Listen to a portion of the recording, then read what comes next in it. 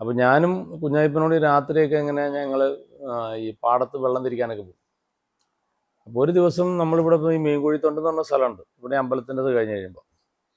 അവിടെ ചെല്ലുമ്പോൾ ഒരു പൂച്ച, 2 തിളങ്ങണ കണ്ണ്, ഈ പൂച്ച വെള്ളത്തിലേക്ക് ചാടി. അത് മീനെ പിടിക്കാൻ വേണ്ടി ചാടിയതാണ്. കുഞ്ഞായിപ്പൻ പറഞ്ഞു അത് അവിടെ അങ്ങനെയല്ല, അവിടെ കാവലൻ വെള്ളത്തിൽ പോയി മരിച്ച സ്ഥലമാണ്. കാവലൻ എന്ന് പറയുന്ന ഒരു ജ്യേഷ്ഠ സഹോദരനുണ്ട്, അങ്ങേര് വെള്ളത്തിൽ പോയി മരിച്ച സ്ഥലമാണത്. കാവലൻ്റെ ആത്മാവാണ് ഈ വന്ന് അവിടെ നമ്മളെ ശരിക്കും പുള്ളി ആയതുകൊണ്ടാണ് ഓടിപ്പോയത്. അല്ല നമ്മളൊറ്റയ്ക്കായിരുന്നെങ്കിൽ നമ്മളെ തട്ടും ആ പുള്ളി വന്നിട്ട്. അപ്പോൾ അത് പറഞ്ഞപ്പോൾ നമ്മൾ പൂച്ചയാണെന്ന് പറഞ്ഞു. പുള്ളി സമ്മതിച്ചില്ല. പുള്ളി അപ്പോൾ തന്നെ മുറുക്കി തുപ്പി ഒരു കത്തി എടുത്ത് അവിടെ കുത്തി വെച്ചു.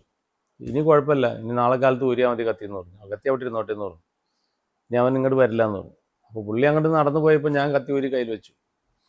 അങ്ങനെ അവിടെ ചെന്ന് പാടത്തിൽ നിന്ന് വെളുപ്പം കാലമൊക്കെ കഴിഞ്ഞ് കഴിഞ്ഞപ്പോൾ ഞാൻ കത്തി കൊടുത്തു. ഏതായാലും കത്തി കളയണ്ട, കയ്യിലിരുന്നോട്ടെ. ഇത് ഊരിയോ എന്ന് ചോദിച്ചു. ഒരു കുഴപ്പമൊന്നുമില്ല, അതുകൊണ്ട് പ്രശ്നമൊന്നുമില്ല എന്ന്.